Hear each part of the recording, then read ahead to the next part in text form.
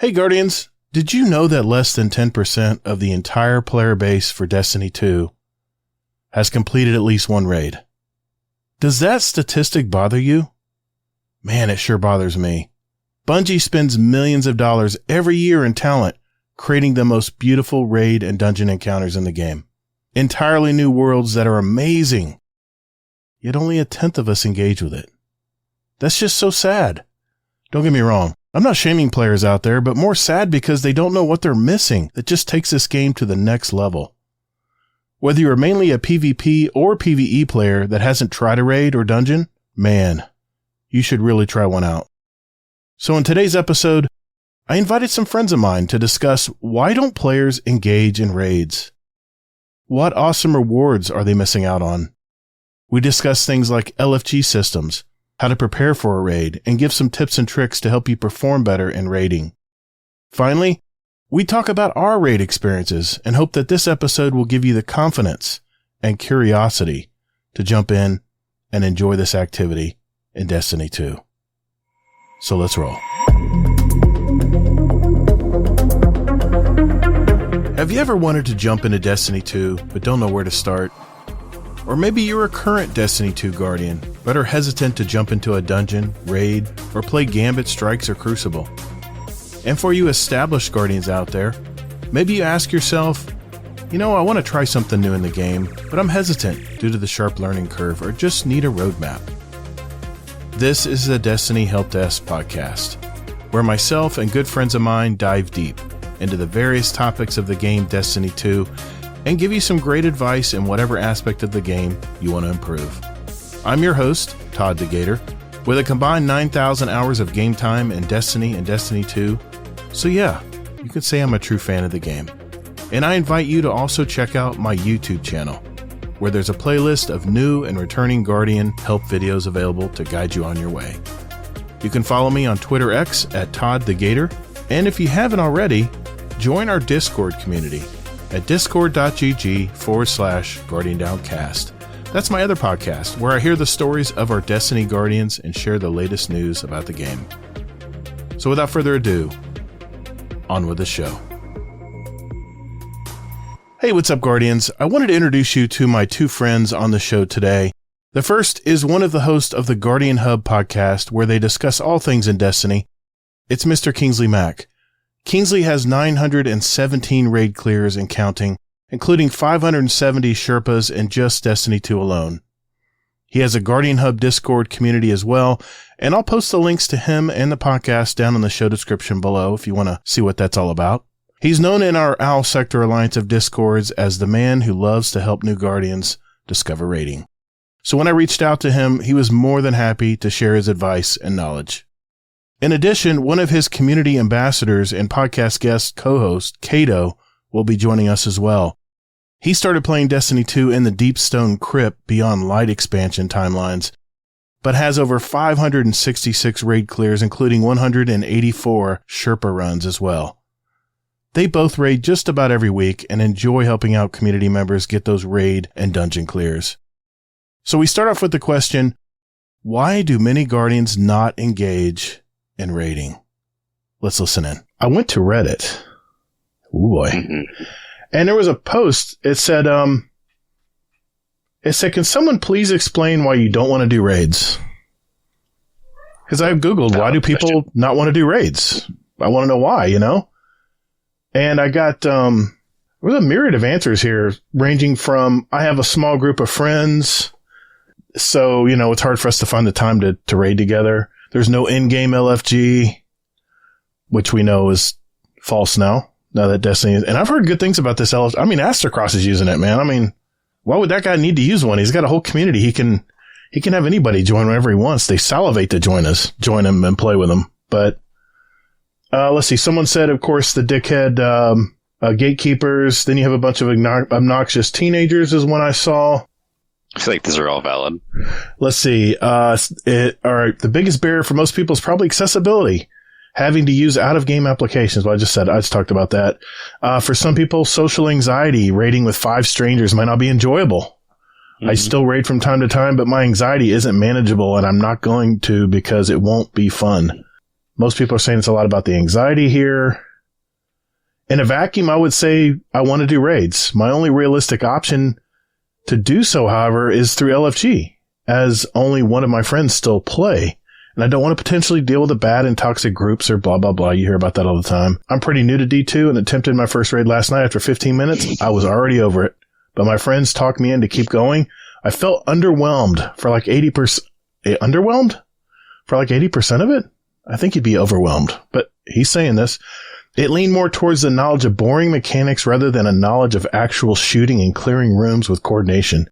Me personally, I'd rather shoot things than do puzzles that feel like chores to progress. I absolutely love everything else in the game, though. Don't really have anything to do with, I don't really want to do anything with strangers. I just don't like the disproportionate amount of effort it takes to even form a group. I've cleared Leviathan, I think, twice. I did Eater of Worlds, had hands down the absolute worst Sherpa, left after the 20th wipe on the final fight, and never touched it again. Now, though, I just want to drop in and play the game.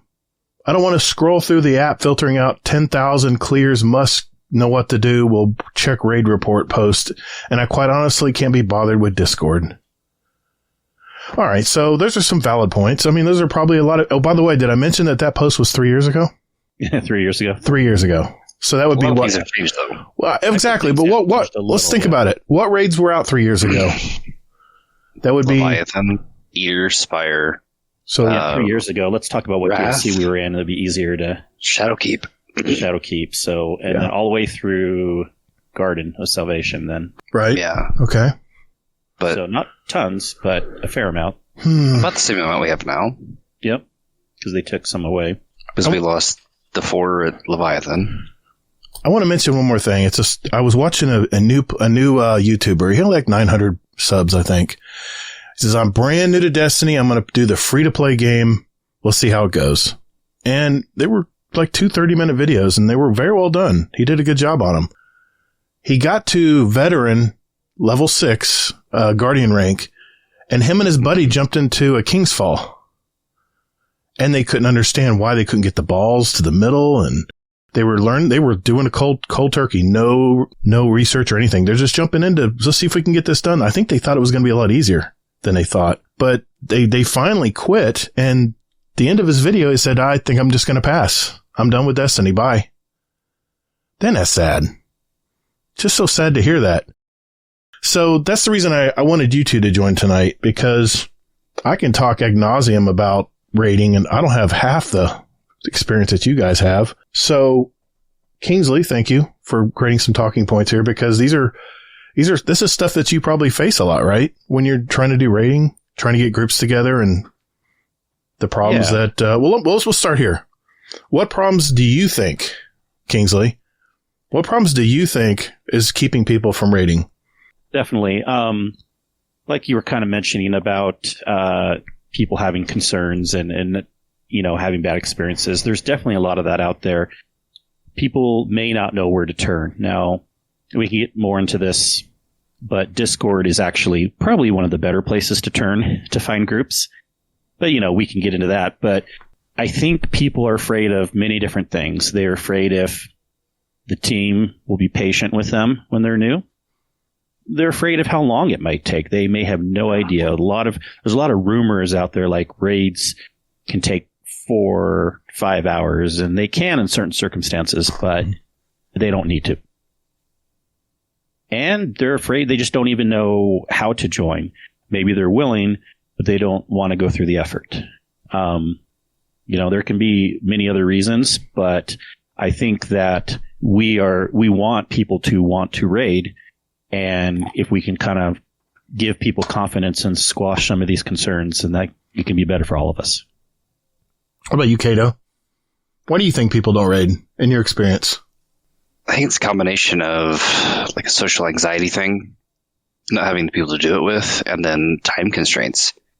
There's this big misconception that, you need 3-4 hours to raid, which can happen. There are some raids with new people. You're going to be in there for those 3-4 hours, but... Wait a minute, hold on. You can do raids in under 3 hours? You could do raids in under an hour. Okay. I've never found one of those raids myself. Well, that's what we're here to talk about, too. Okay, right? I'm just kidding. Kind of. Go ahead. I'm sorry, Kato. No, that's really it. I think a lot of it's just a time constraint because they've had those experiences, whether it be, an LFG or a Discord or whatever, where they're in a raid for 3, 4, 5 hours and they still don't get it done. And then you spend that much time and activity and not getting anything out of it. And you kind of it's a big letdown. Yeah. It's, you could put in 2 hours of your time of your night that you could be playing Crucible or running patrols. I know. Don't laugh. Right. They can come out empty-handed, not get through the first encounter. Right. You could do anything else and get more loot out of it. Yeah. More enjoyment out of it, whether it be anything, really. So maybe not the rewards don't match the time involved, maybe? Or the risk of getting rewards. I think it's more the risk of getting the reward. So people want sure things. Yeah. Some people do for sure, yeah. So we've heard examples of why Guardians don't engage with raiding, and the looking for group, LFG, reasons were brought up as most solo and smaller groups out there have maybe not had the greatest experiences with finding a group to raid. And since we have the new Fire Team Finder built into the game now, we discussed the various ways to find a group and minimize the headache in doing so. We talked about why someone doesn't join a raid. One of the reasons I read from Reddit was that there was no in-game Fire Team Finder. Well, there's a Fire Team Finder now. Have any of you guys tried this yet? Not for raiding, but I have tried it for lower level Nightfall and the Legend mission that's out, the most recent one, and a couple other things. And I'm very impressed. It seems to be working pretty darn well. So I would assume it works at least okay for the raids also. I mean, if I want to run something, I just go to the Discord and say, hey, who wants to run this? And usually some people will step forward, you guys included. What makes it so good? Because just pretend I don't know anything about Fire Team Finder, Kingsley. What is it that makes it? Is it streamlined? Is it the UI? What is it? Yeah, I actually am pretty impressed, other than the annoying fact that it's pushed down your friends list, so you can't see as much when you go into it. I don't know. There was rumors about them not having much time to develop this, but it's very streamlined, and they're always updating it and fixing little minor issues where in the past when they've played with this idea with, little Raid Sherpa things that were kind of in the game, it was always a beta and they never did much, but they brought this to us earlier than expected, and they've been continuously updating it. And I would say there's not much of a reason to use the app anymore because you can get everything right here. So it's just that much easier having it right in the game. Not that it's necessarily better for any reason other than that, but if they didn't make it well, then we wouldn't want to use it, and we would probably want to use something like the app instead. But of course, this is all talking about LFG. We all agree that it's better joining a Discord and finding people that way. Yeah. I mean, before they released the in-game Fire Team Finder, it's been a minute. I think it was King's Fall. I was chasing it was King's Fall. I was chasing the Sherpas on it. So I was LFGing just to help people get it, and so I get the Sherpa emblem. And that was not great. Just the way their app works, and then So to hear that they actually did something in-game that actually works very well is kind of nice. Yeah, and they delayed it too. I mean, they delayed it, I think, 6 months from when they originally wanted to put it out? I mean, don't hold me to that, but they did delay it for several months. And I think I've heard nothing but good things about it. So even YouTubers out there are saying, I use it all the time. I love it. So maybe there's something to it. I haven't tried it yet because, like I said, we're all part of Discords, and we never really needed a Fire Team Finder. We have our own. Do you want to explain what that is exactly, Kingsley, that we have in our Owl Sector Alliance? Sure, I would love to. First of all, joining a Discord is really helpful to find like-minded players you want to play with, and Discords can have channels where people just post, hey, do you want to raid this and that? But we found even better ways to organize these raids and these events. It's almost like a LFG system, like what Bungie's doing, but it's using a system that's been around for a while. There's a scheduling service called the 100.io, and they've been around for a while, and they work with several games, but Destiny is one of the biggest ones that they work with. And they've just developed this website and app and integrations into Discord that, in my opinion, make it pretty easy to schedule a raid. You can join up in a group like the Owl Sector Alliance and create your own raid where people can join you, or look for raids that other people have posted and join that. And we can go into tips of how to best do that if we'd like, but I just kind of wanted to start with really, I highly, highly recommend, and I believe you two will feel the same, but, look for these Owl Sector Alliance 100.io bot postings, because you will find awesome people to play with, and it's an easy scheduling system where it won't be like unsure, like, oh, I have to be constantly checking these Discord LFG channels and will they pick me or this or that. It's just easy. You pick a slot, you're in.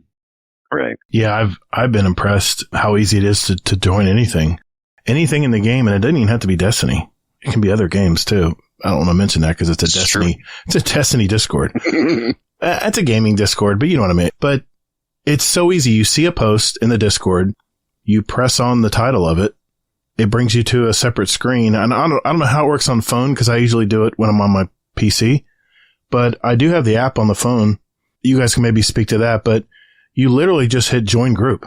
It tells you everyone that's in your group. It tells them how many Sherpa points they have. It tells you how much experience, what kind of gamers they are. Do they like kids? Do they want mics? Any of that stuff. It's right there in front of you before you even decide to join. It's just so incredibly easy. And I can't compare it to Destiny's or to Bungie's because I haven't used it yet. But how would you compare it, Kingsley? Is it comparable or better or worse or the same? I would say it's better in the fact that you have more time to think about it. When you're looking at the downsides, a good thing I'm remembering this now about the LFG group ups in game or in the app is they will quickly fill up, most of them. And people may not see all the fine points, or they're saying something like KN, know what to do or something, and they may not know what that means yet, or they're reading it pretty quickly and it goes away and they're like, oh, I got to join this next one. And they didn't read that the next one said only so-and-so, blah, blah, or whatever, But with this, these can fill up quickly too at times, but you just really have a more thoughtful time of looking through it and kind of just feeling more at ease for what you want. Well, and then you can also plan things out. Like, say you don't have the time to do it today, but within the next couple days or even later that evening or whatever it may be, you have the time to do it, so you can schedule it. Yeah. I think there's even a feature where you can actually add it to your calendar, honestly. You can. I think that's available. Kingsley, you know so much about it because you're the one that turned me on to it, because your Discord was using it forever. And then you came over to my Discord and said, you guys really need to integrate with this. It's so easy to do. And my God, man, I can't tell you how many posts we get every day in our 100.io bot. It's a separate channel. It just lists all the games that are going on. And all people have to do is just click on them. It doesn't mean you click on it and you automatically join it. You're like, whoa, whoa, whoa, whoa. You click on it and you can look at who's in there. You can look what experience they have. It's all right there in front of you. And I think the biggest tip I could share that for just from experience in my Discord is I'll have someone jump in, set up an IO, a 100.io bot saying, I want to play right now. And the problem with that is a lot of people are at work. A lot of people don't tune into the Discord. They're not sitting around in the Discord. They visit it and they may not see that post. So I would say the one thing that I would do minimum, if you're wanting to set up a post, if you're in our Discords and you're out in our Owl Sector Alliance and you want to raid, set up the game. It's super easy to do. You literally just fill in fields. It's that easy. Or you can even do drop downs if you want to realize what you're trying to play. And fill in, you can even write little notes like, I've run it 3 times. I want to run it a 4th. Who's with me? Stuff like that. You can put little comments in there like, hey, just having fun. Or, hey, we're trying to get a challenge done. So, we need all warlocks tonight or something like that. It's real easy to communicate it right there in the post. But I would suggest at minimum, try to set it up at least 3 or 4 days in advance. Because people aren't in the Discord like constantly. They visit, they see what's going on and they're out. People have busy lives. So if you're wanting to get a game together, and I've seen a lot of people come in here, they set up a game saying, in 3 hours, I want to play. which is still good. They're doing it in advance. It gives people time to see the post, but then they're just not realistic as far as finding people to join it. I mean, I know these LFG groups from Destiny 1, I had such nightmares doing these phone apps, the Destiny LFGs from long ago. I would join a Discord, and it just would seem like there was always one person in there who wanted to run everything, to everyone's dismay. And even if he didn't know everything, she, and it just would create a bad experience. And all it takes is one person to try one of those one time and never go back to raiding again. It's just terrible. But I would say 3 or 4 days minimum, set it up in advance to make sure that people have a chance to see it and say, hey, my Wednesday night is open. Yeah, I'll join. Let's do it. So even if you're not well known in the Discord, I may see that post. I do all the time. I'll go backward hash /games and just see what games have been posted for the week or so far. And I'll say, hey, I do want to do a last wish. I've been wanting to get another frame for my Chattering Bone. And boom, join it. It's that easy. Yeah, and some other really good tips. And write as many notes in the detail section as you can. A couple other tips I would add to that is if you don't see, we're trying to create more Sherpa groups all the time. There, we had ups and downs in the game, and holidays have come upon us, but hopefully we're going to have more Sherpa groups coming up. That'll be super easy for people to join because it should be seeded with enough people that have experience. But let's say you're a newer player and you don't really even know how to write the post. Well, please write at least that you're new and you would like some Sherpas. That's at least a start. Now, it's hard. I've seen things happen where someone says that I'm new and I want to learn it. And then everyone else is like, oh, I'm new and I want to learn it too. And they all join. And all of a sudden there's like 5 new people, right? 5 new people, yeah. And they're expecting that one person can Sherpa them all through. No, That's okay. They don't know any better about that. But if there's one tip, if you're listening to this, if there's one tip you can learn, and if you want to create the raid, say, I need some Sherpas, please. And even write in the notes, please, 3 or 4 experienced people, and then that way we're not trying to be exclusionary, but this is for your benefit as we can talk later if you don't want a raid to last those 3 or 4 hours. It's all about expectations, how much time you have, and then we can help, if you're okay having 5 or 6 new people, 5 new people and 1 Sherpa. And if you're okay, a raid lasting 3, 4, or 5 hours, then that's great. And I've had good experiences with that too. I didn't know I was going to Sherpa 5 people through Ron, and it was really rough at times, but it's such a good feeling when you get it done.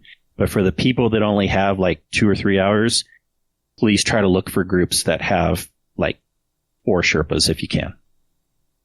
100%. So that begs the question, what are players missing out on by not raiding? It's funny, what I found is that we all have different answers to this question, depending on what you like to do in the game. Well, let's talk about this first. What are the rewards of raiding? Well, the obvious one, and I'd like to say that for different people, it's not always the same carrot. But I know for a lot of people, not as much for me, but a lot of people, that main carrot is getting certain weapons. So a lot of times, and I'm always happy when I see weapons in the game, in the raids, that PvP only players are like, oh, I got to get that. Or even new players are like, oh, I heard this weapon's really good, because then it gets more people interested in raids. Red border weapons, even though I have mixed feelings about that, when they've introduced that into raids, that was a good thing, because then more people want to go into the raids to get these weapons. So we can't discount, of course, weapons in the raids are a big reason for a lot of people. But I think there's more that people should consider, and more that some people may consider if they're more like my personality too. You can experience some of the best content in the game through raids that the developers have made. If you've never done some of these raids, you're really missing out on some amazing, beautiful arenas, cool lore. You're not playing the whole game if you don't raid. Some people may be like, I don't care, but a lot of people then do finally get into these raids. They're like, wow, this is amazing. Like the Deep Stone Crypt outside area in space, or Garden of Salvation raid. When you first get over that mesa for the first time, you see the amazing vast expanse of the garden. So many cool things in raids that you can experience. And not just the visuals of the atmosphere, but also experiencing the mechanics. And along with that, it really helps build skills of playing with your teammates. There's things you can learn in raids that maybe won't be as useful necessarily in PvP, but could be useful in Gambit, could be useful just making yourself a better player, learning these skills, playing with other people and seeing how they do things. And then you can even learn that and use that yourself, even when you're playing solo, and you'll do that much better in a lost sector the next time. So those are the main reasons, I think, why someone should raid. Kato, what do you get out of raiding? I mean, what Kingsley mentioned a lot of the rewards he gets and what people get. What about you? What are you raiding, man? Man, I chase titles. Like, I want the title, so I will, put together a team and I'll go straight for that. The rewards are nice. There's definitely some guns that I have chased and farmed, but now that everything's craftable, it's not as much of a chase. Mm-hmm. So I find myself not raiding as much because they have made things craftable.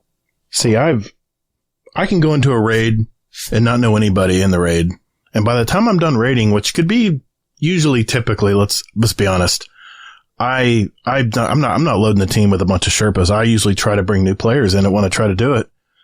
And I typically take longer than you guys probably because you guys have done so many more than me. And I would say I'm a Sherpa light. I can help people with encounters. I have a hard time explaining it sometimes because I visualize things much differently than some people analyze things. But at the end of that raid, I'll know how many kids they have.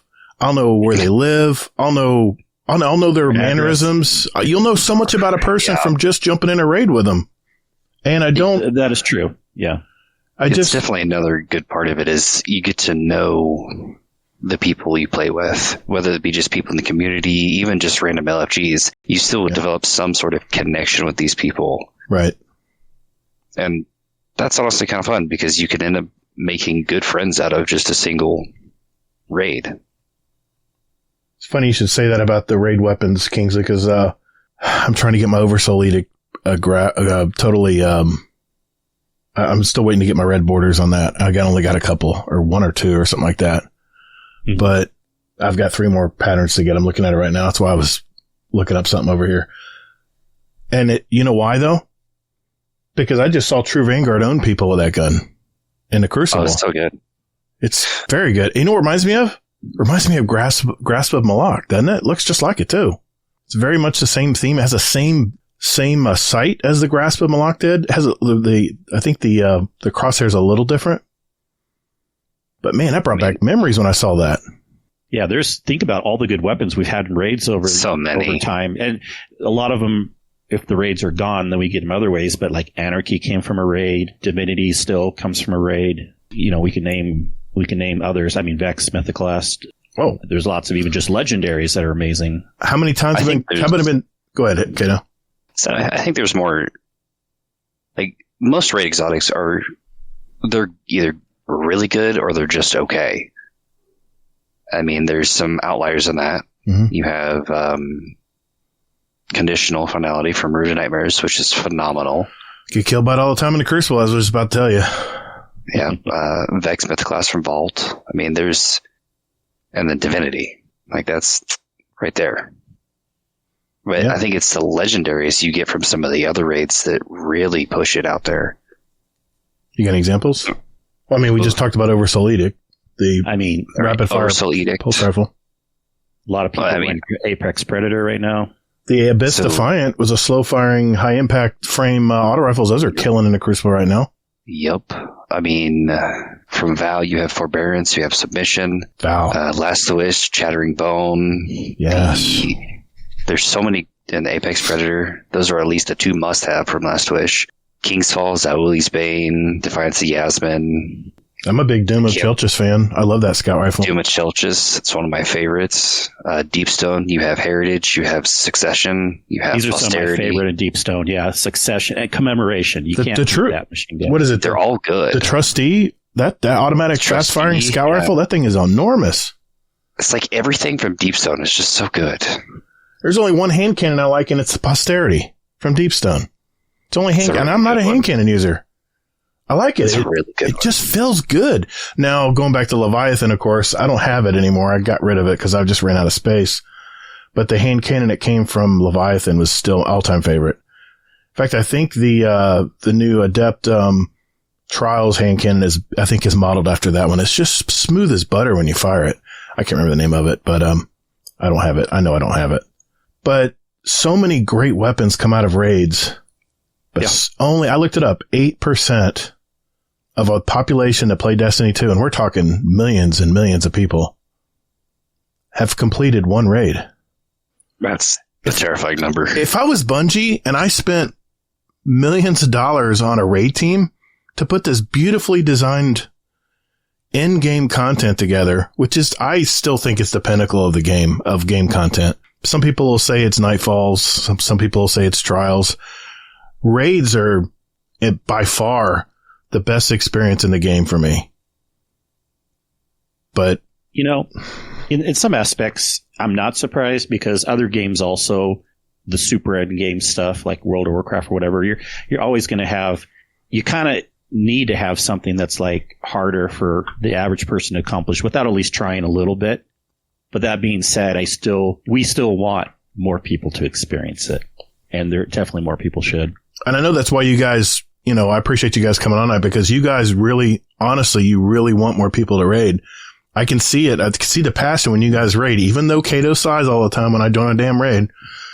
But Gator.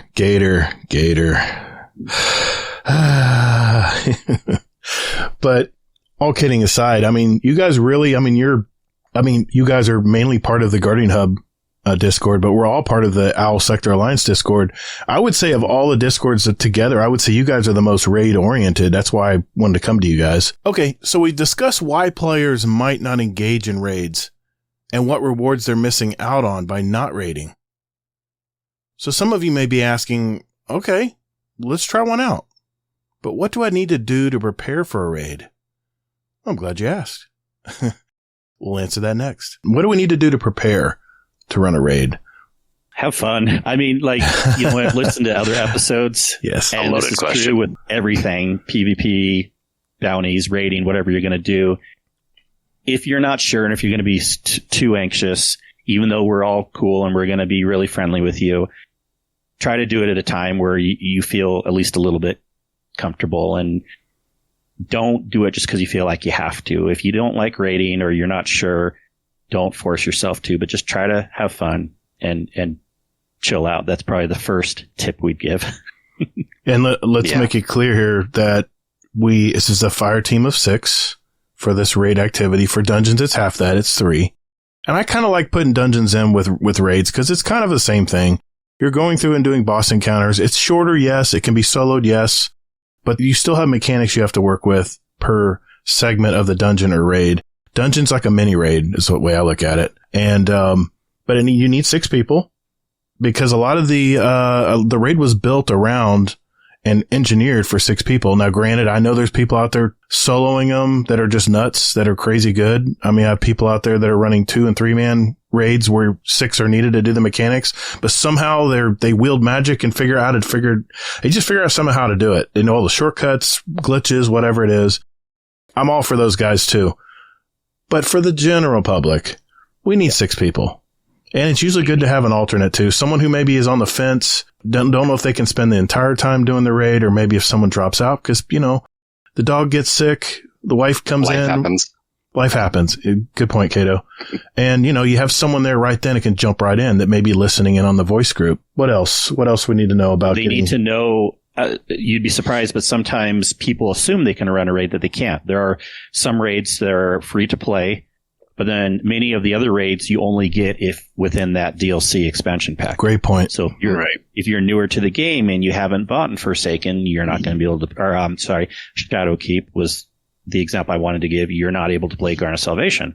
Or if you switched platforms recently, this isn't just for new players, but players that have been around for a while. It's very easy to forget. We've all kind of done it. You're switching over from Xbox to PC or whatever, and you're like, oh, I didn't buy that expansion, so I can't do that raid. So just kind of look up and see which raids you can do. Now, the free to play raids, will always be there is Vaulted Glass, Kingsfall, and Crota. So those ones are a no-brainer as far as you can always play, but then the other ones are included in DLCs. Great point out. That was my next question. You already beat me to it. Good. So, yeah, keep in mind if you scroll over the map where the raid is, sometimes it will tell you in red needs, like for the Deepstone Crypt, you need the Europa expansion, right? Yep. You need Beyond Light. Beyond Light, exactly. What about weapons, Cato? What about weapons? What do they need to bring in on weapons, man? They need to bring anything they want, or is there a certain protocol as far as what to bring in? It's kind of a loaded question because they've changed things. I mean... Mm-hmm. Maybe that's a question you ask your Sherpa. What do I need to bring in? Maybe. Yeah, it's kind of going to depend on the raid, too. Fusion rifles are always a good option. They're a good secondary DPS. They're good for dealing with ads. As far as heavy, it really depends on the group. A lot of what I really like to ask most of the time is, what do you have?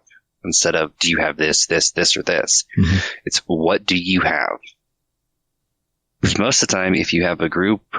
Say you're bringing 2 new people through, and depending on if they're completely new players or if they're new returning players or whatever it may be, it's what do you have? And depending on the season,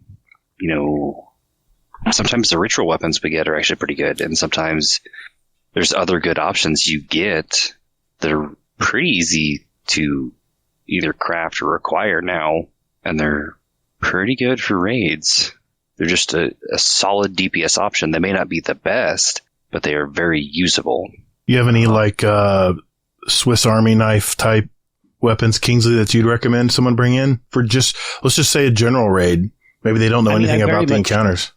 Yeah, I very much agree with what Cato said. And ideally, we can have a conversation ahead of time and talk about this. But we do try to work with people and see what they have. And if people don't know to talk ahead of time about what do I need, you can't go wrong with some of the, weapons you can get for the Monuments of Lost Light, things like Sleeper, Thunderlord, you can get more recently. Like Cato said, a fusion.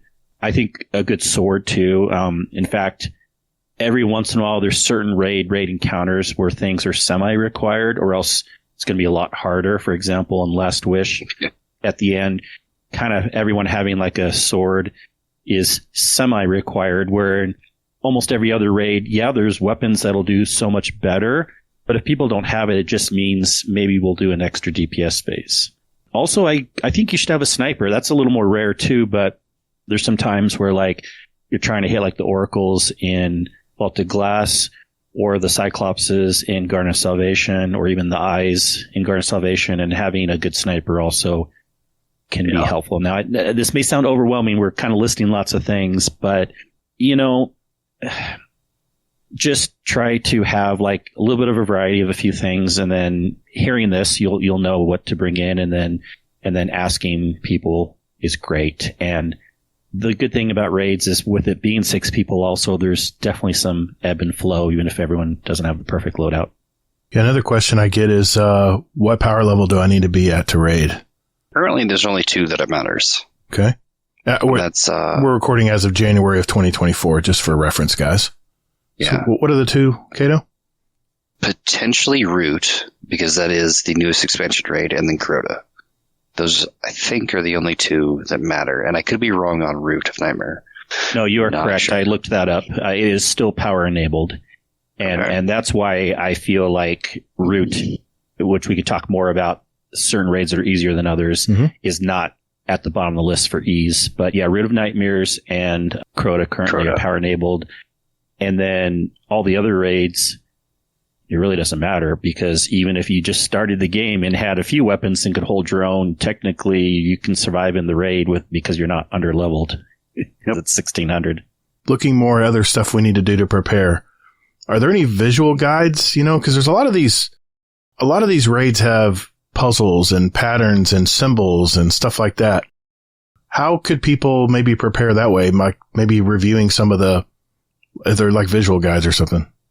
Yeah, it may help for you or it may not. It is true for almost everyone that I've only met a few rare people that they watched a Rikakis video, and then they went to the raid and they were perfectly fine. I mean, most people need to go into it to really get a feel of what the arena is like. That being said, if you're a visual learner and like to try to prepare yourself, again, in many of the Owl Sector Alliance Discords, I know we have it over in the Guardian Hub. It's raid guides in our channel. Raid guides and Guardian Downcast, and many great places in the Owl Sector Alliance will have these visual guides broken down that show each encounter kind of a visual representation of the arena. It'll give little tips on the side where things will happen for like puzzle things. And so, sometimes they can be even a little overwhelming looking at them, but I know I've looked at them before and it's helped me kind of just like burn that into the memory of my brain so that when I'm playing, I at least feel 40% more comfortable. Even just a basic, like some of the infographics just give you the basic layout of an arena, and that is a lot of help, especially for certain raids. Like Val's a big one, like knowing where those knights spawn, knowing where the symbols are for your callouts. I mean, that's a huge thing of knowing where things will be versus constantly having to either ask or just run around until you find it.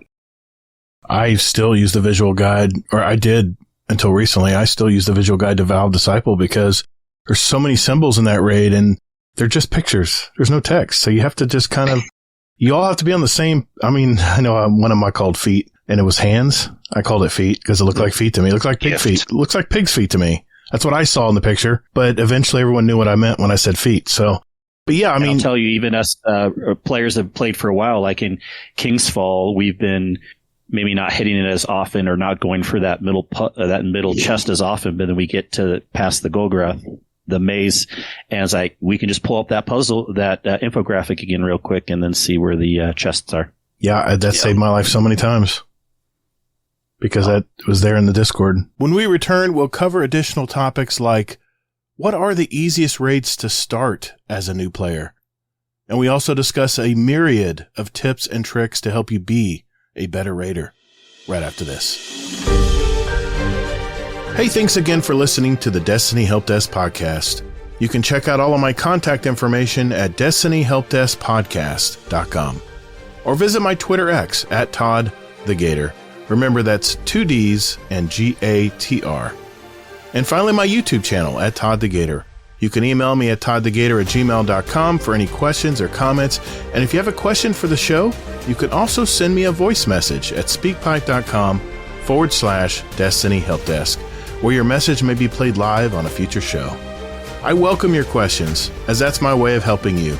And who knows, maybe there's another Guardian out there with the same question, so you may be helping others without even knowing it. Please rate and review the show on Apple Music or Spotify or whatever podcast app you use, and that review may help make this show visible to other Guardians out there as well. So thank you, and later, Guardian.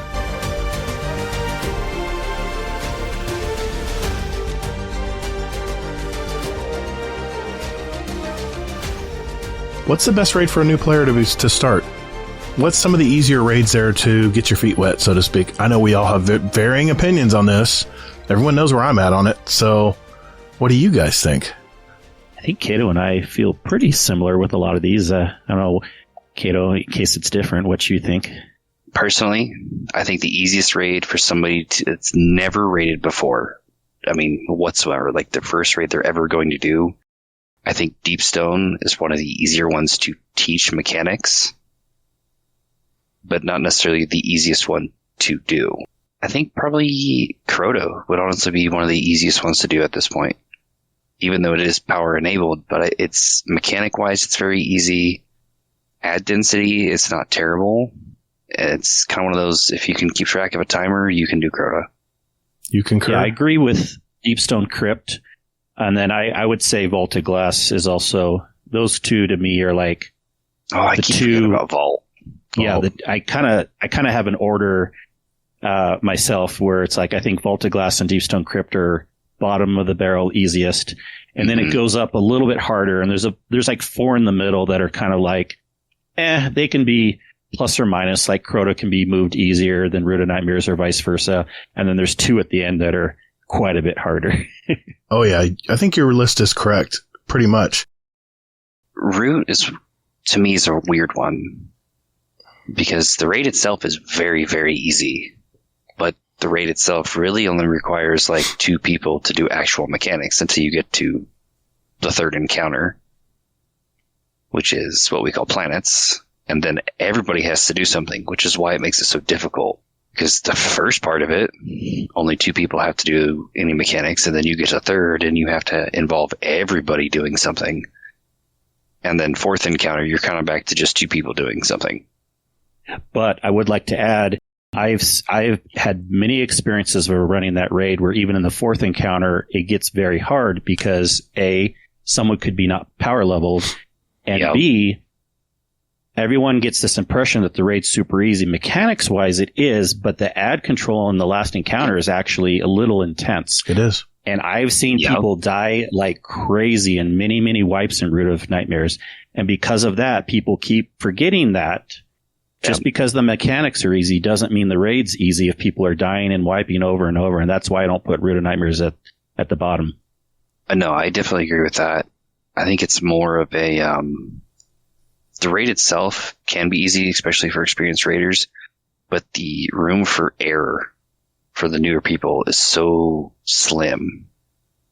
Like, there's not a lot of leeway if you screw something up. It's, you screw something up, you're going to wipe and you're going to do it again. Yeah. And we're It's even not- talking about screwing up taking down ads.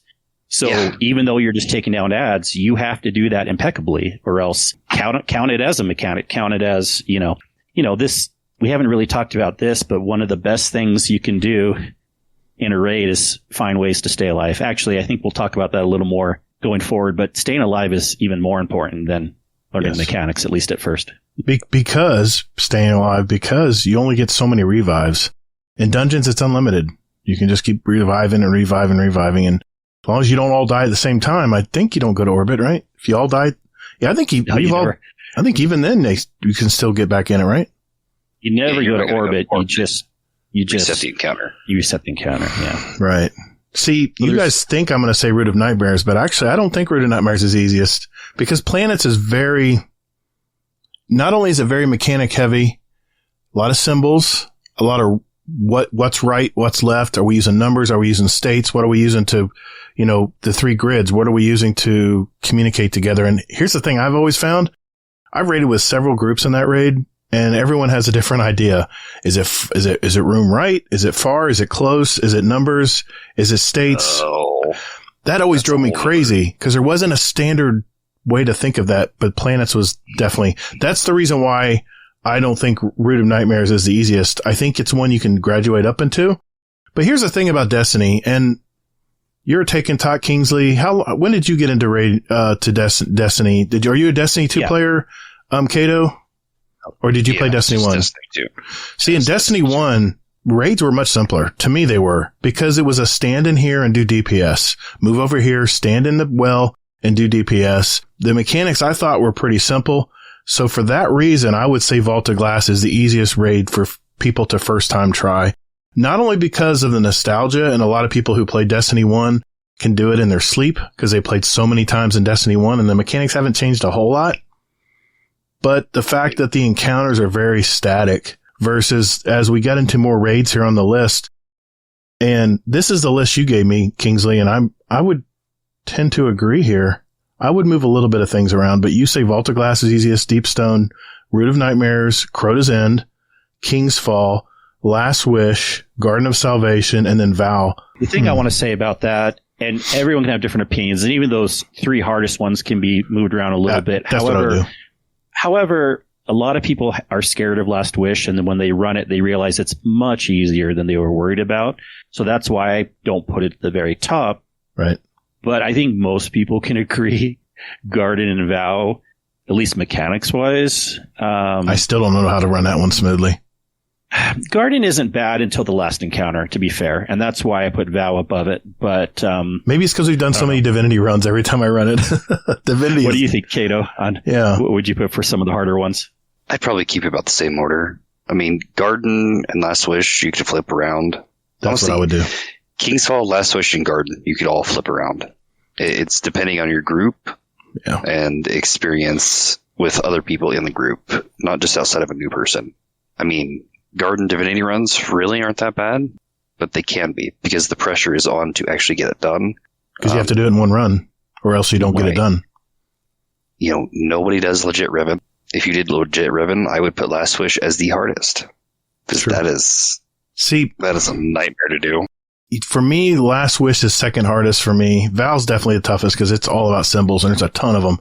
But I've run Val more than I have Last Wish, so that I might be a little biased there, but I've only run a handful of Last Wish. And the biggest thing that throws me off there is the symbols are too alike. You have a bird looking this way on a branch. You have dragon looking this way with a pole. I mean, it's the symbols are much more complicated for me. And I'm a very visual person.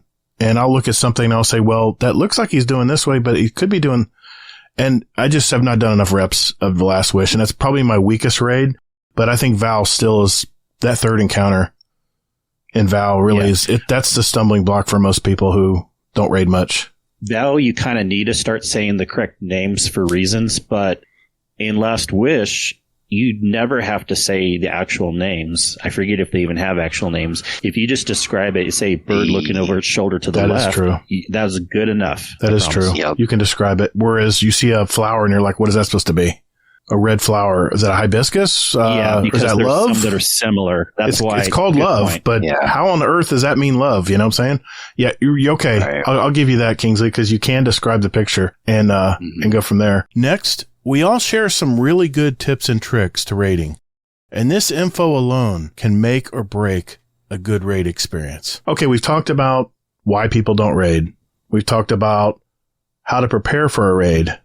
We've talked about which raids are easiest to begin and start. What are some tips we could give some new players out there, because that's what this podcast is for, that can make them have a better time or be more successful in a raid?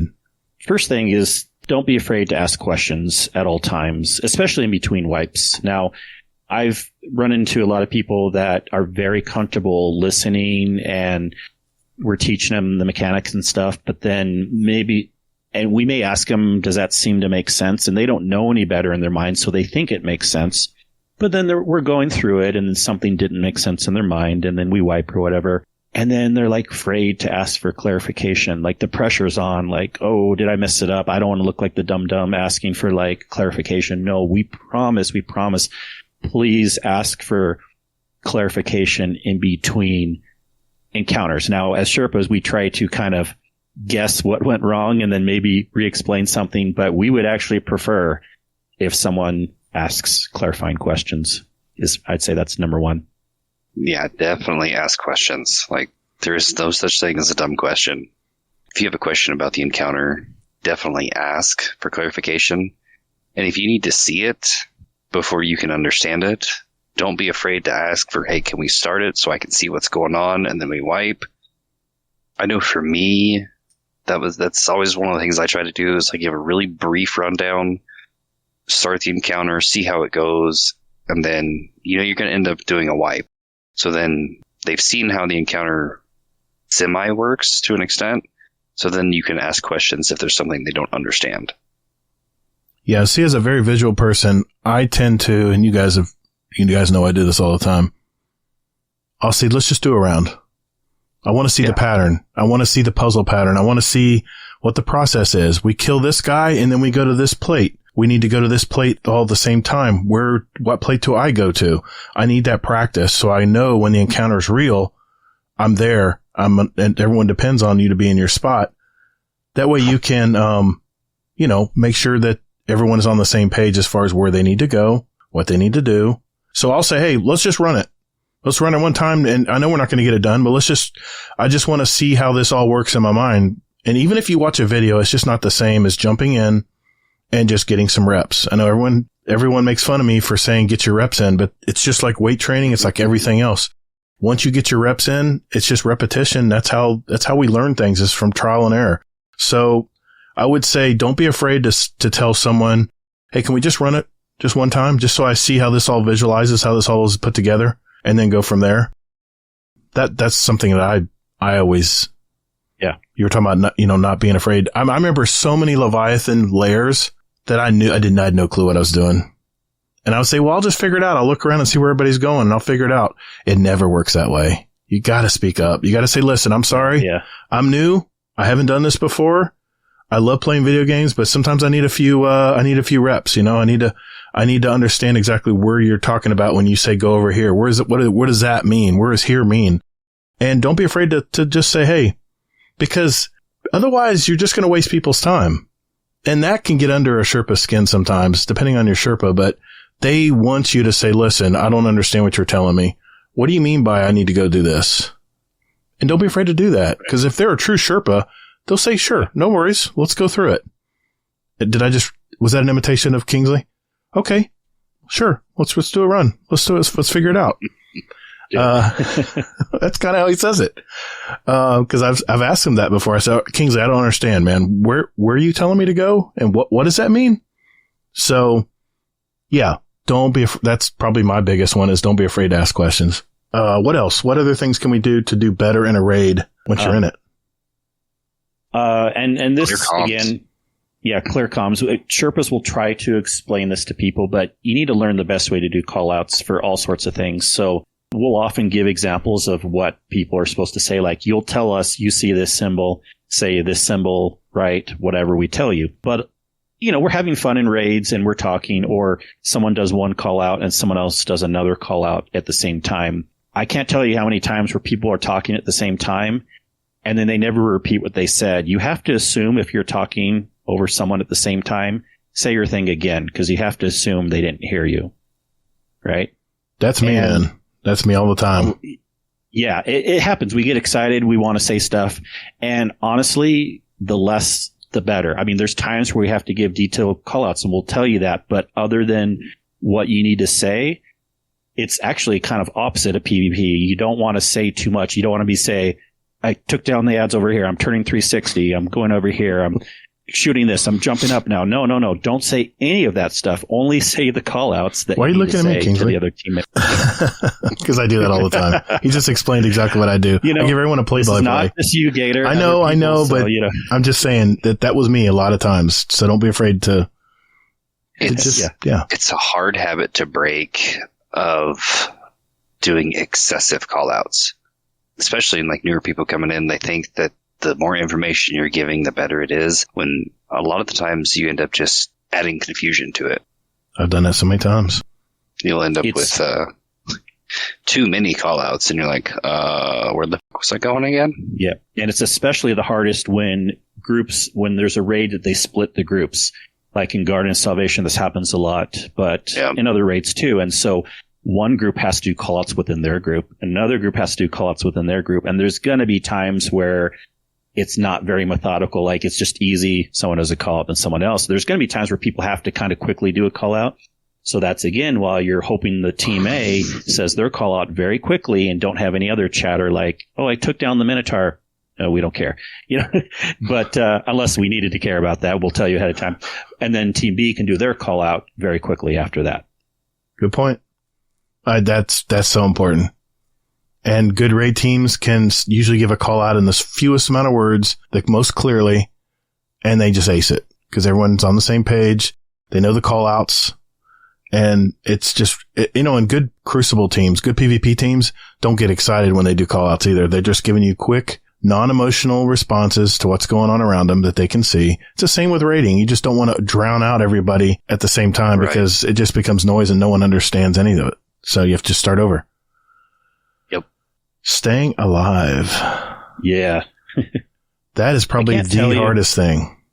It seems obvious. Like we always say, like, well, obviously you got to stay alive, but I'll tell you, if you're worried too much about the mechanics, more so than staying alive, you may put yourself in a situation where you're not staying alive. And that's 80% of the battle. If you can find ways to stay alive, which I'll give a few tips in a little bit, but if you can do that, now again, patient Sherpas, we're not going to get upset one way or the other. But if you're really trying your best to stay alive, we will be even more patient going through the mechanics with you, even if it takes 1,000,000 times.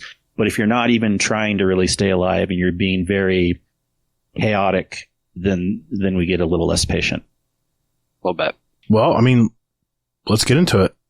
What tips can we do to stay alive longer in a raid? I mean, I'll start. It's just like PvP. Let the structure protect you.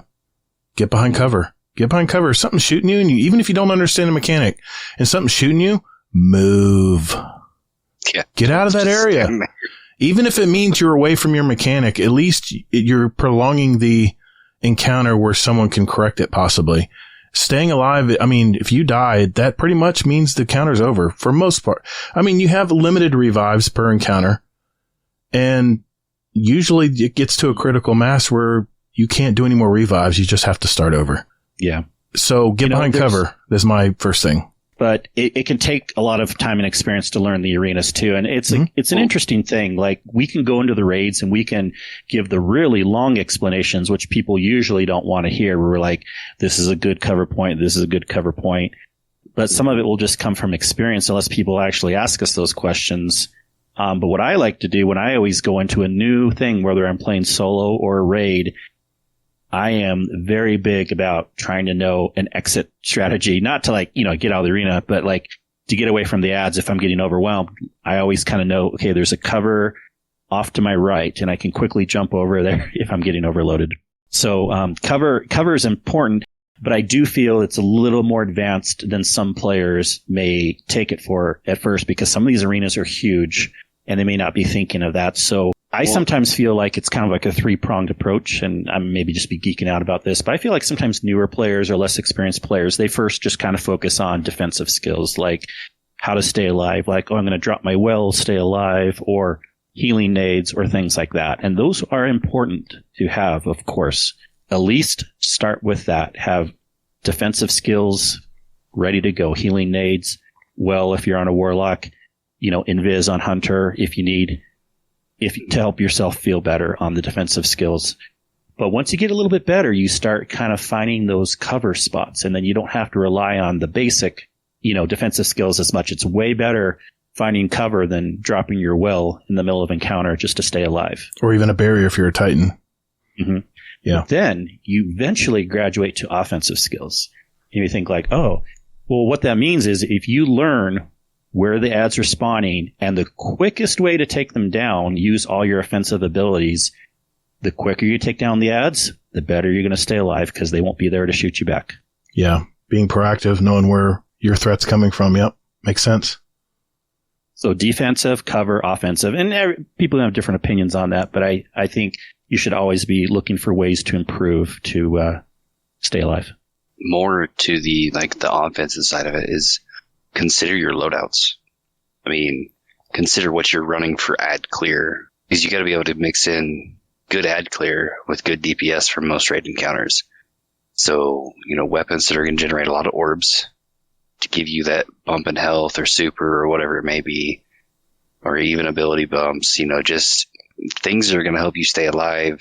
Don't just consider your abilities, but consider the weapons that are going to help you get your abilities back. Consider the exotics that are going to help you stay alive if you're not on a DPS subclass. I mean, there's a handful of guns out there, crafted, non-crafted, exotic, that'll really help with, the ad clear aspect of staying alive.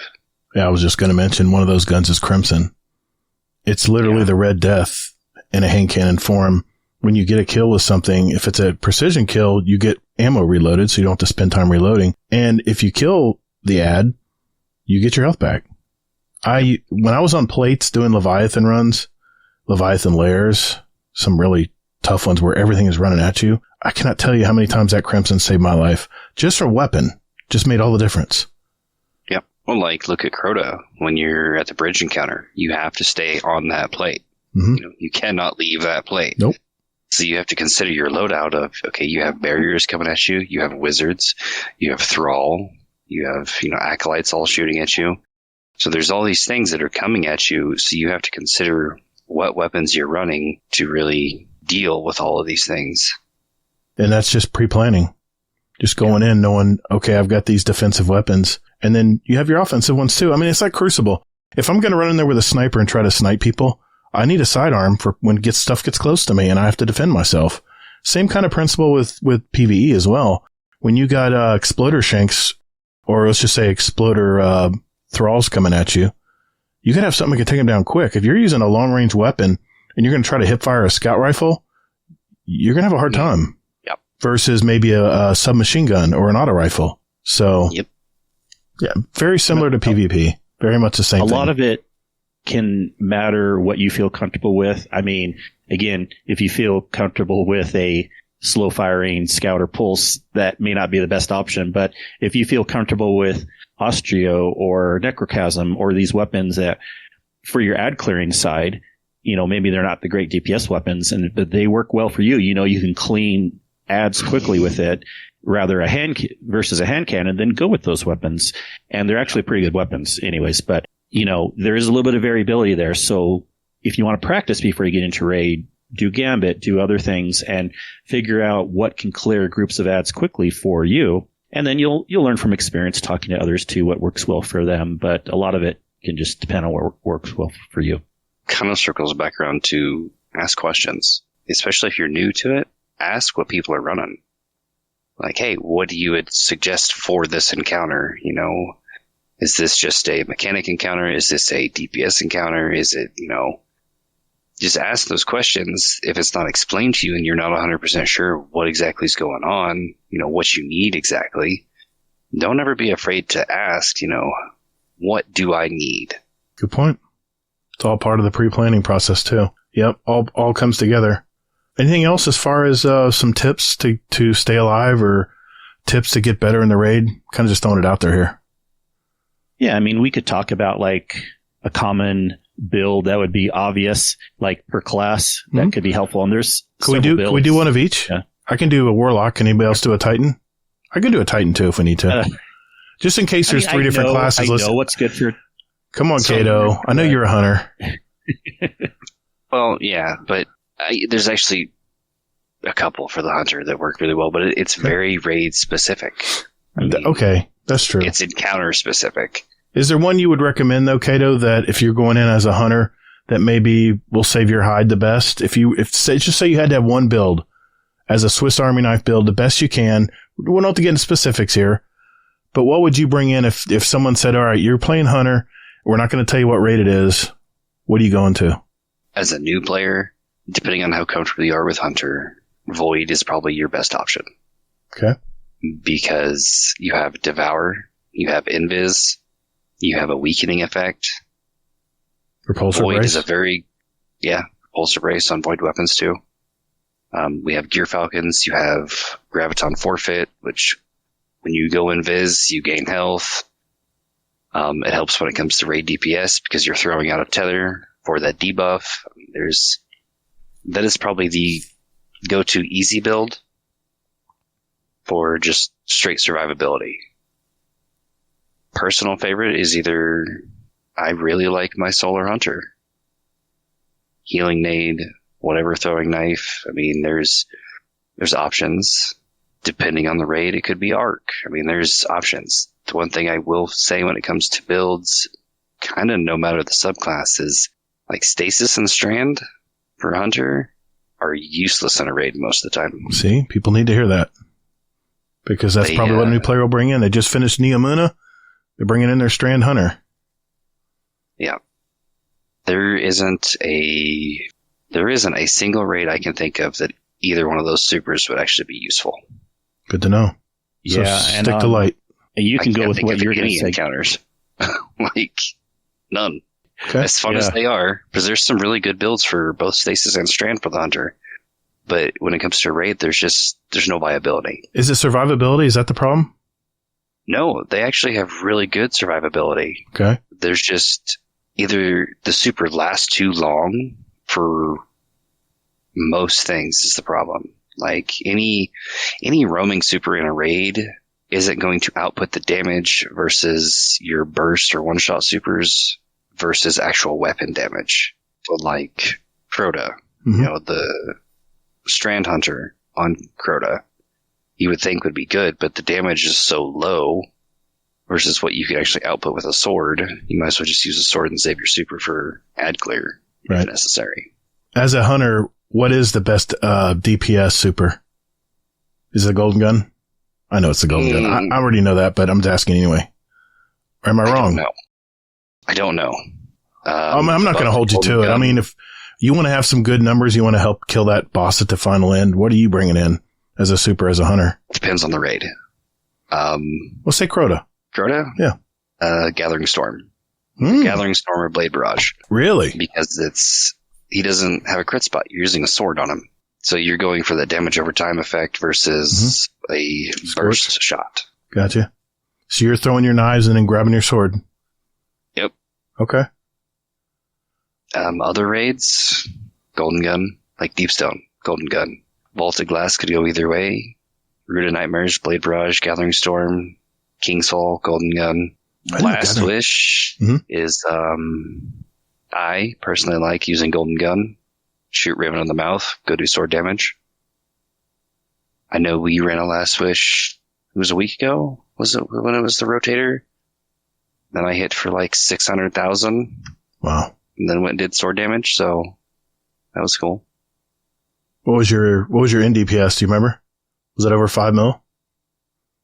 Last Wish doesn't give you damage numbers. Oh, that's right. At the end. Right. They don't. And they're not that high anyways. It's a weird raid. Okay. Even when we do wipe, we've almost completed it. It just shows you how many times I've run it. Usually, like Kato was saying, that 600 numbers, usually on the higher end anyways. For one single shot. For one, well, just even for one player. Yeah. It's a weird raid. But because like shooting her in the mouth and then sorting her foot, the damage numbers don't add up the same. Yeah. Which Golden Gun super are you using? Marksman. The one that shoots one big bullet or one that shoots several? Yeah, just one with Celestial. Gotcha. With Celestial Nighthawk? Gotcha.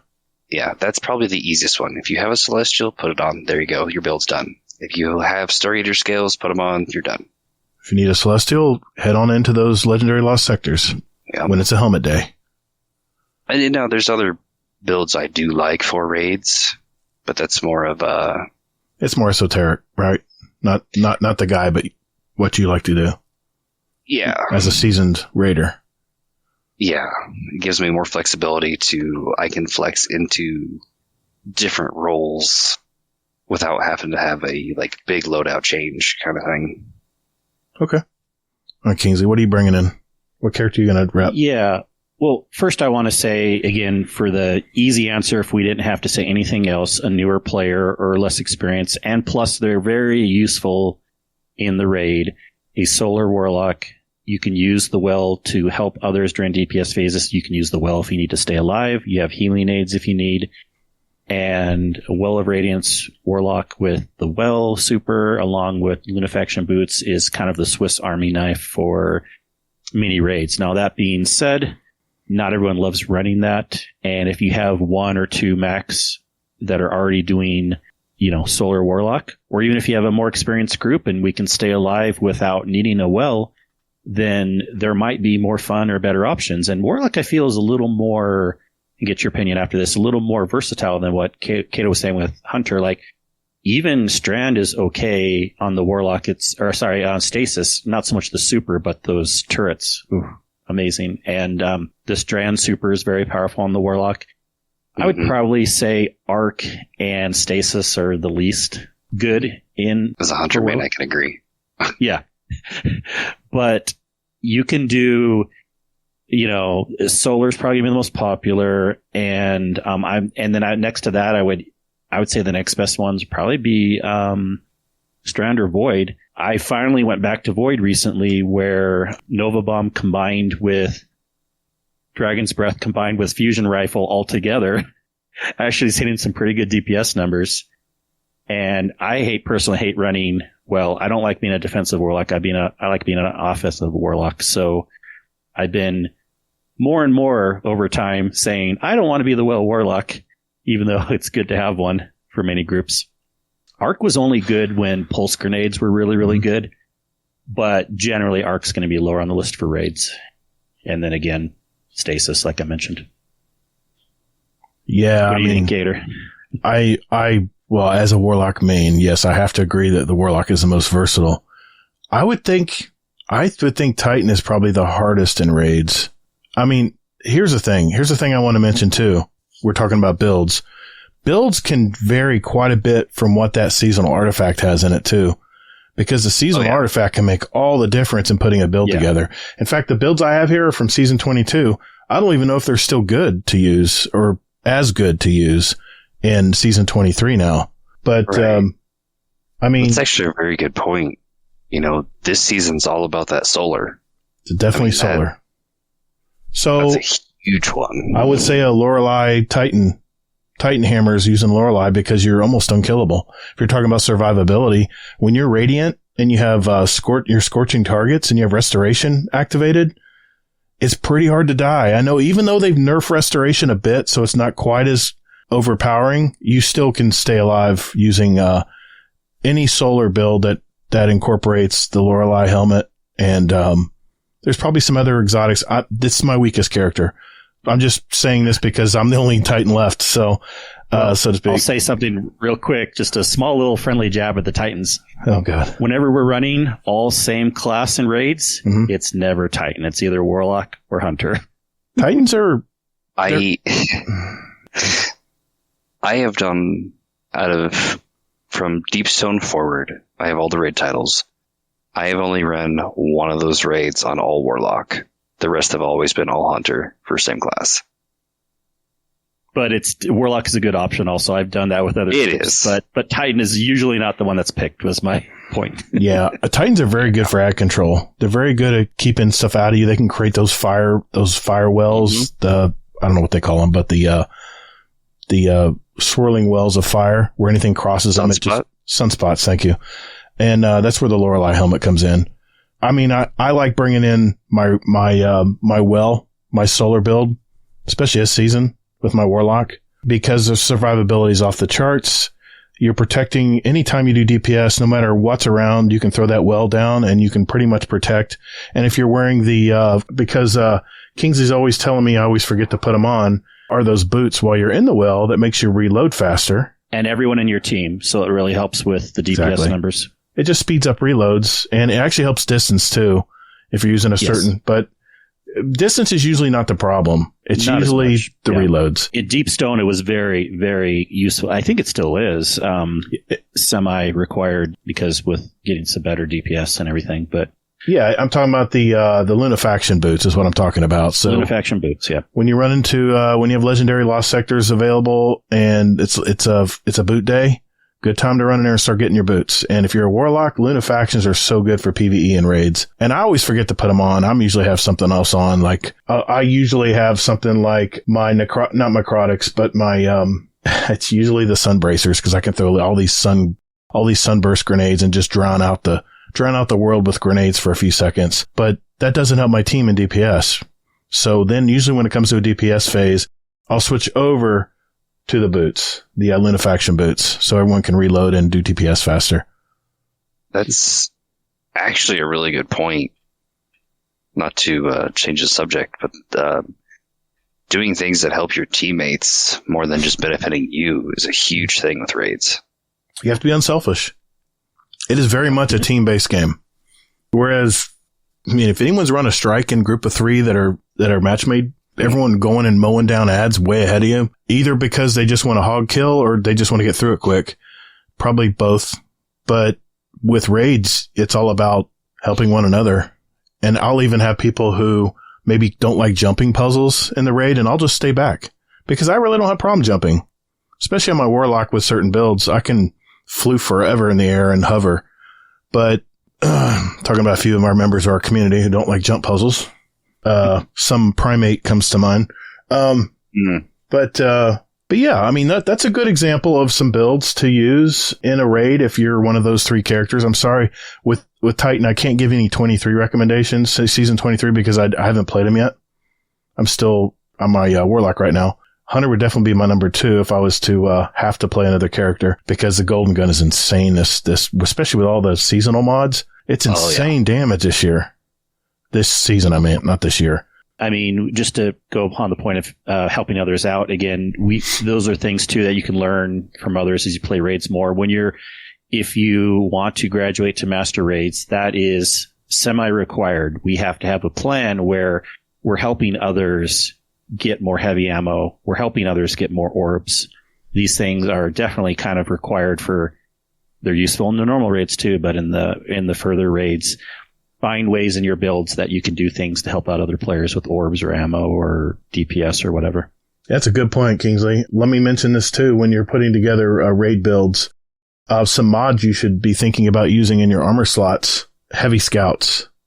Not only heavy ammo finder, but heavy scouts, because a heavy scout mod will not only help you get heavy ammo, but it gives your entire team heavy ammo. Not a ton, but if heavy ammo, let's face it, I think you guys can agree, heavy ammo is kind of the thing that we run out of, especially in DPS modes. So a heavy scout in your armor slot and a heavy ammo finder. And you can double up on those too if you want to make it more prevalent to drop heavy ammo. So those are two mods that I always make sure I have on if I'm raiding, because it's all about heavy ammo usually. I mean, on boots, it's pretty common. You want to have energy surges on, either for void, solar, or arc, depending on the DPS weapon you're using. Those alone with 2 can increase to 18%. With 3, I believe it's 23%. 25. Okay, something like that. Yeah. So they can help a lot. That's a huge difference. Yeah, you had to remind me about that, having those surge mods on, because I forgot to have them on. And my DPS was like $1.5 million less than everyone else. And I was like, why? I'm doing everything everyone else is doing. Well, I didn't have any solar surge mods on. That brings up another good point, Kingsley and Cato. All the builds that we put together used to have all these little different things that we could collect, like wells and stuff. Things have changed a little bit. It's pretty much about one elemental drop and orbs of power, man. It's all about orbs of power when you're putting builds together these days. I know I'm not getting too far off topic here, but I'm just going, while we're still hovering around builds here, siphon mods are important too, because the more orbs of power you can drop for everyone in your team, the more faster they get their super back, right? Faster they get, depending on your build, it can get your abilities back faster. There's so many things, and this goes with your surge mods, because you're getting armor charges when you pick up orbs of power. So remember, siphon mods are important too, because on your helmet, because you want to drop those orbs of power everywhere. If you run a really good raid team, you'll see orbs of power everywhere as you go through encounters, and you just swallow them all up, and before you know it, everyone has everything back to normal again. Yep, very true. I love, the raids where you can not have to worry about getting your super back for the next DPS. Exactly. Either because people are making enough orbs, or maybe just the length of it. But yeah, and we're pretty much talking about raiding tonight. We can get into builds another time. In fact, Native Raider and I kind of got into build crafting a little bit. There's so much to learn in build crafting. All I can tell you to do is not be intimidated by build crafting. Watch videos on it. Listen to podcasts about it. There's a lot to learn. And just from experience, once you get a few builds down, you kind of understand the synergy and how everything works together. It all comes together. And if you have a team of 5 other people that are all in the same boat as you and have these builds all working together, you'll get your raids done in no time. Your DPS numbers will be crazy high too. I would like to point something out when it comes to like armor charge and surge mods. So if you're like setting up for your DPS and you're running a surge mod, make sure you're not running a kickstart of any kind. Because if you're running a kickstart, it automatically reduces your armor charge. It'll completely use it, so then you're actually losing out on damage. Okay, that's a good point. I did not know that. Do they still have kickstart mods? I guess they still do, don't they? I hardly use them anymore. Yeah. So, like you have a grenade kickstart. Utility, there's a melee one. And the kickstarts they're built to reduce your cooldowns, right, Kato? Essentially, it gives you energy from each, so say you have 3 armor charges, you throw your grenade, it's going to consume those 3 charges and give your grenade energy back. Whereas a font mod will increase your ability regeneration during the duration of the charge. I'm glad you said that. Kickstart mods are great for PvP. Mm-hmm. The font mods are better for PvE, for the overall regeneration. Mainly when it comes to a DPS phase, really it's just kind of depends on what your build is, honestly. A grenade kickstart's great. It gives you that ability energy from your mod or from your armor charges. But if you're going right into the DPS and you throw a healing gate at your feet, you're going to get, say 30%, 40% of it back. But then it's, you no longer have armor charges. And the artifact, if you look through your seasonal artifact for season 23, they have all kinds of combined siphon mods where you can have 2 different elements built into one. That saves you a lot of energy when you're trying to put builds together as well. There's little tricks, little stuff like that. Remember that Solo Operative is also back this season. So if you want to solo Lost Sectors and stuff like that to get some of these exotics we've been talking about tonight, make sure you have that equipped. It's on the last row of your artifacts, so you'll have to unlock it all. But just stack your bounties for every season. No. I did that to get a rise out of you guys. It didn't work. All right, fine. Hey, before we go, guys, I wanted to know if you guys wanted to share some of your raid experiences, some of your favorite raid experiences, some small stories of things you remember from all the raids we've all been done. I'll go real quick. I'll first talk about my first raid and then another one that I kind of remember a lot. But my first raid was King's Fall. I started slightly after Taken King came out in D1. And so everyone was running that raid. So I didn't experience Vault of Glass and Crota until a little bit later, the D1 versions of it. It was pretty darn epic. It was good to go into King's Fall as my first raid. I was totally in awe. I'm like, this is amazing. This is fun. And that really just started my raiding career right there. Burning Wing, by the way, was a raid Sherpa for me. That very first raid. That was the Derp Clan, right? Derp Clan? Yes. Yep. Mm-hmm. Derp. Destiny Reset Destiny Podcast. Reset Podcast, yep. And then there's so many good memorable experiences, and so I don't want to leave anyone out currently, so this one's a little bit older, but I remember when we were first trying to figure out Last Wish and getting through different parts, and it wasn't even that very end, but the vault encounter. And we were banging our heads against the wall for a while and running out of time and people dying and stuff like that.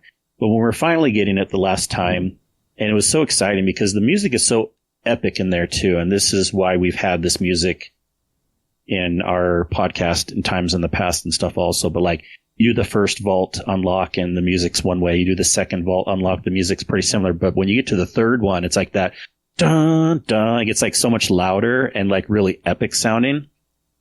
And we were doing a little bit better this run, and the person that was doing the last symbol was running through, and then he got booped in the hallway in the tunnels, and he was a little bit behind. And then he's like running, the timer is there, and it's like 5, 4, and he's like running 3, 2, 1, slam right at 0 seconds. And then we passed that encounter, and then we were like just on a high. It was so fun. Kato?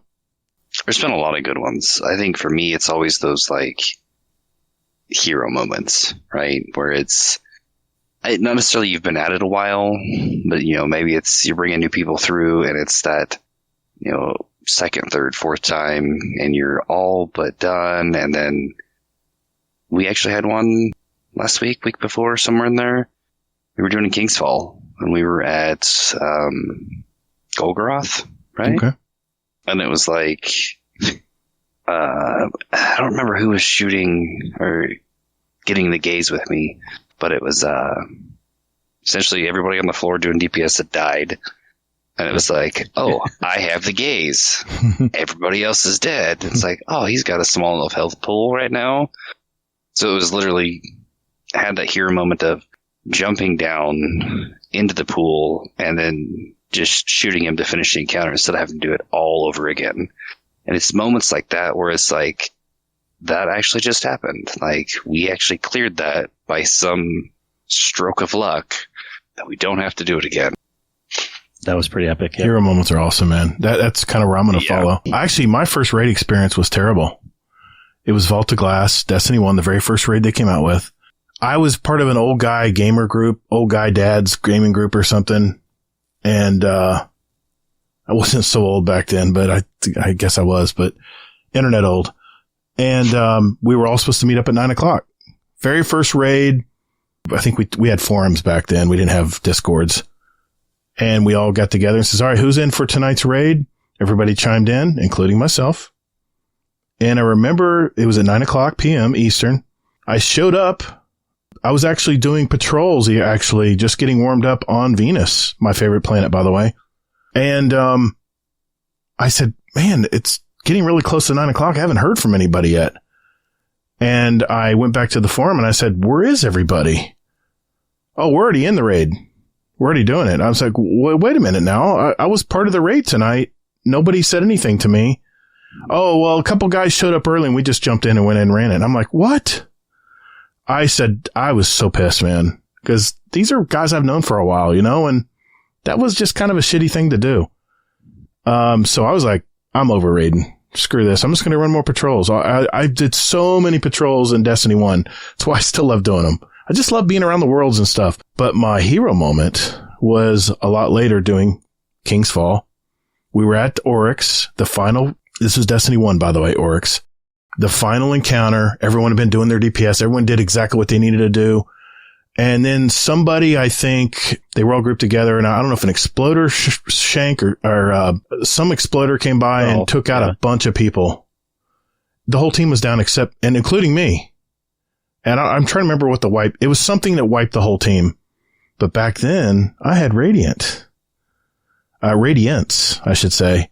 And everyone's like, man, we just spent, this is the 10th time we've done it. I'm over this. I'm out of here. And I said, fellas, hold my beer. I hit Radiance. I came back to life. All I needed was a sniper shot. It was that low. I got up, didn't care what was around me. I got that 2 sniper bullets in there. Game over. Hero moment. That's fun. And those, you just never forget those, It's just... Yeah, those hero moments of like you're on the boss of that encounter, whether it be the very last raid boss or whatever, and it's like people are dying because you're in that panic of, it's in rage, or it's in final stand, and you're just trying to get it. Like DSC is another one where 10x teleports around the arena. That's right. And you're out of heavy, you're out of special, you got nothing left, and it's always. There's so much excitement. Everybody's panicking to get it. Like, we're so close and everybody's losing hope, and then it just happens. Yeah. All I can tell you... So many good times, yeah. All I can tell you is if you have not raided in Destiny 2, you're missing out on so much of the game. There's a lot of people who join, they play, they do strikes, Crucible, Gambit, which are, don't get me wrong, those can be fun too, especially with friends. And then never, ever raid. That's like learning how to drive and then just running down side streets and never getting on the highway, man. I'm going with that analogy. What I'm saying is it's total. You once you go into your first raid and you see how much work Bungie has put together in this totally separate world in the game that no one ever sees unless you're doing a raid, you're really missing out. So, right. Any parting words, guys? Anything you want to throw out there before we head out tonight? Have fun. We if you've not raided, we hope you hearing all this will get you more excited, not as worried about it, and there's some awesome experiences that you can have. Don't be scared to reach out to people. Even if you're newer to the communities and whatnot. I know some of the Discords have Sherpa tags and raid tags. Like, don't be afraid to use those tags to get those people's attention. Because I know for me, I'm busy, have a life. Unless I get tagged in something, I'm probably not going to see it. So don't be afraid to reach out if these are things that you actually want to experience and want to get into. From the other point of view, thanks to my mod, Ronan Redline, he came up with an idea and he says, we're going to have a tag for people who come in that are looking for endgame, mainly raids or anything in-game. We call them in-game seekers. And Ronan will talk to the new members, and if they're looking to do a raid or they're looking to do some in-game content, he'll give them that tag. And then anytime we need someone, we need an extra person, or we want to get someone through a virgin raid where they've never done before, or a nightfall or something, then we can tag them, and at least they'll see it. So, man, I tell you, I don't know how many people just lurk in the Discord and never say anything. They never try to run a raid. And I just wish they would say something. I wish they would just come out in the Destiny chat or whatever Discord you're in and just say, hey, I really want to run a raid. And we actually made that happen for Nico, AK Jersey. He had never done a raid. I think he did a partial raid, but he's never done a full raid. And a few weeks ago, we put one together for him and he got a full clear. And I'll be honest, he's a killer raider, man. He didn't even know it. He's done World of Warcraft raids, put a bunch of those together in the past. He was really big into that, and he was doing the reading and Last Wish. We did Last Wish. I said, my God, of all the raids to put together for your first raid, I said, do you really want to do Last Wish? I tried to talk him out of it. I said, you sure you don't want to do a Ron or a I don't know, one of the other easier raids? And he goes, no, I really want to do Last Wish. And so we got it done. It was amazing. So, and now he wants to bring his wife through a last wish. And I don't know. We'll see how it goes. So, the interest is spreading just from one experience that he had in the raid. So, hey, I want to thank you both for being on the show tonight. Man, great information here. It's like you're a fly on the wall with three of us that do raiding, mostly them two. But for myself, I have a handful of raids too that I've done. And, man, just a great way to get some information all in one quick podcast. And, thank you guys. I just want to say thanks for joining me tonight and talking about this. Pleasure being on. Yeah. Thanks for the invite.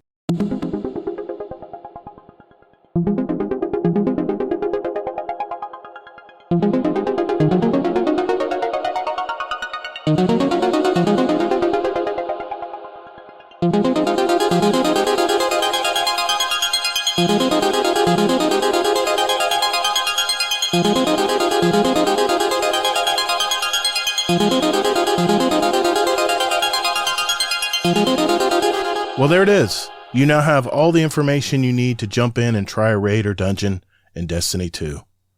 I know some of you out there have had some bad experiences trying to find a group to raid with, and now with a really well-designed tool that Bungie has put into the game, the Fire Team Finder, which, by the way, is right there at the top when you're on the Friends UI page in-game, it really has gotten much easier to find like-minded Guardians to get things done like raids.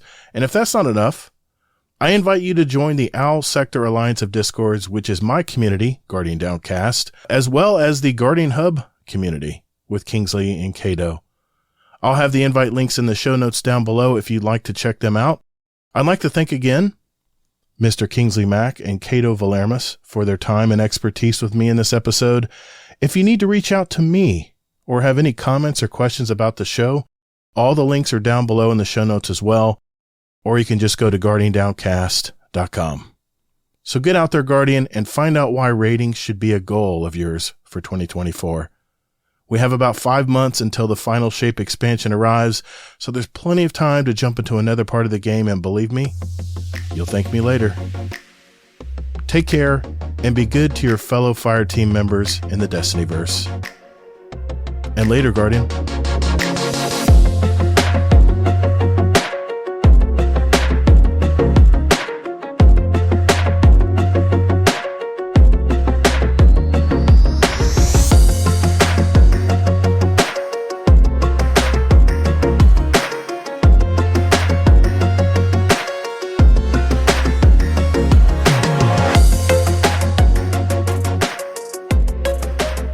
I was sick. We did the drunk raid kind of in the holidays, right? Yeah, we did.